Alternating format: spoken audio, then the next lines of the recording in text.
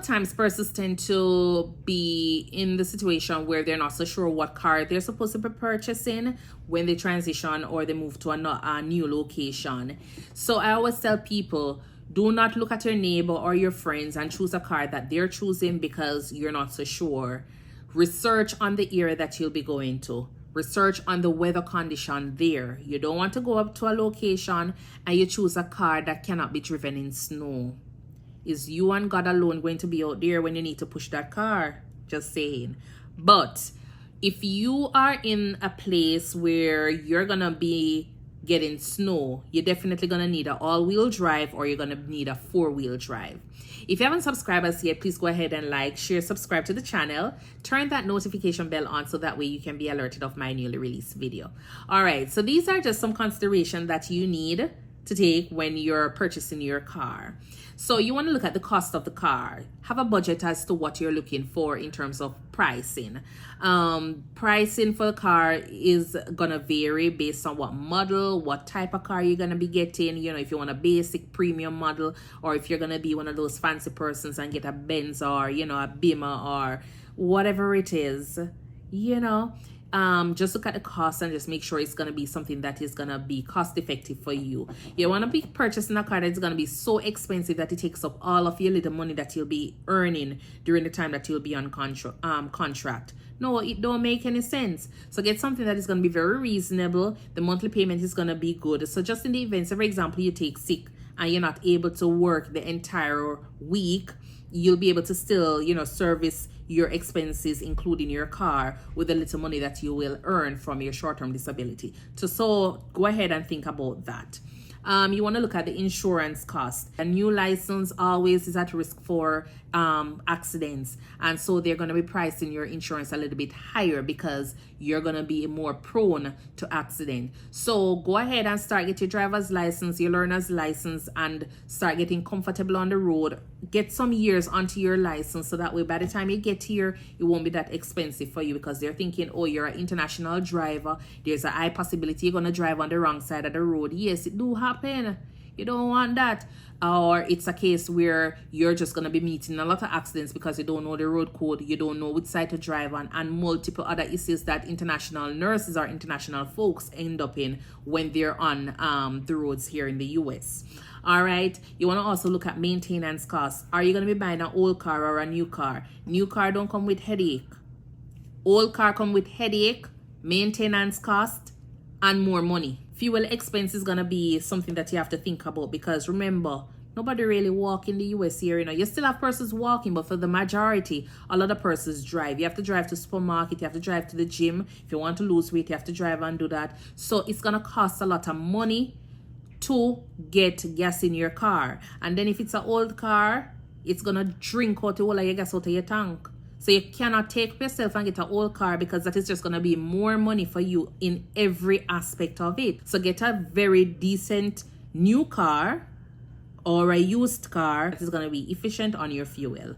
That means it's going to be less expensive for you.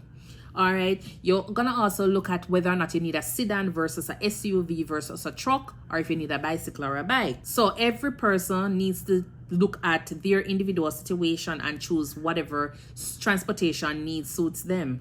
You understand? Because at the end of the day, you are the one that is going to be paying. But I would advise you to get at least a sedan, because you don't want to be that nurse who is going to be stuck at work waiting for Uber or Lyft, or trying to find somebody to take you home because you don't have a car.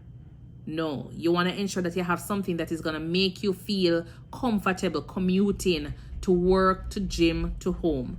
All right. And then you also want to look at some of the features that are going to be very, very important to you. If you're going to be in some very cold place, you probably want to think about a car that has heated seat. It's not a must, but it's just something to think about, because sometimes you're probably going in the car and you can't sit down on the seat because it's too cold. Yes, it's too cold. So at least get something that you can actually turn on. If it means that you need to get a steering wheel that has a heated, steering wheel, that is something that you need as well. Get something that probably can remote start. Start it up, because especially if you're from a place that is very hot, you don't want to be going into a car and sitting down freezing while you're trying to get that heater going.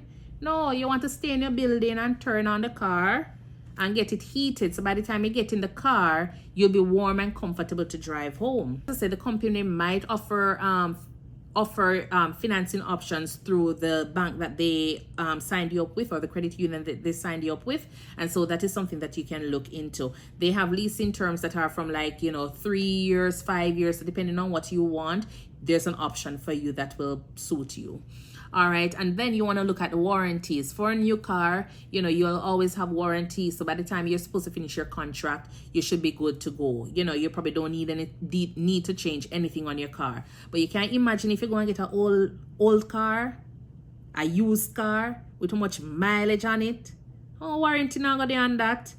So I would just say, just invest in a new car. Invest in a car that is going to be comfortable for you and your family. A car that is going to serve during the time when you'll be on contract. So that way, by the time you finish your contract and you start making a little bit more money, you still can cover the cost of the car. You understand? So these are just some things that I would suggest you consider when purchasing a car, because at the end of the day, you want to ensure that you have something that is going to be reliable, it is going to be cost effective, and it's going to be something that you love. Oh, I never tell you. Yes, make sure that if you're going in a snow, you get a car that can drive in snow. And not necessarily only drive in snow, it can stay on top of the snow. Because you don't want to go in a car that is going to be driving and before you know it, you slide all the way over that side. No. Get something that has 4-wheel drive, and make sure you go online and go on YouTube and research it. See how the car functions in snow. I had a Subaru, and I will tell you, I'm not advertising for Subaru, but I never had any issue with Subaru. I never slide one day. I never get stuck one day. Whatever ice I was stuck in, I was able to come out of it. So I would say invest in a Subaru if you're going to be going, or if there are other cars you know about that, has good reviews regarding the snow, go with it. You understand? But YouTube, there's so many information that you can find on YouTube. And if you type in which car is the best car for the snow, you will find different options. They'll do test drive and tell you which of them is the best suitable car for you to purchase if you're going into a place that is going to be snow prone. All right, so these are just some tips that I want to share with you that you must consider. If you have any questions, you can always go ahead and leave them in the comments below. And as usual, please like, share, subscribe to the channel, and turn your notification bell on. Thank you for being here. Bye.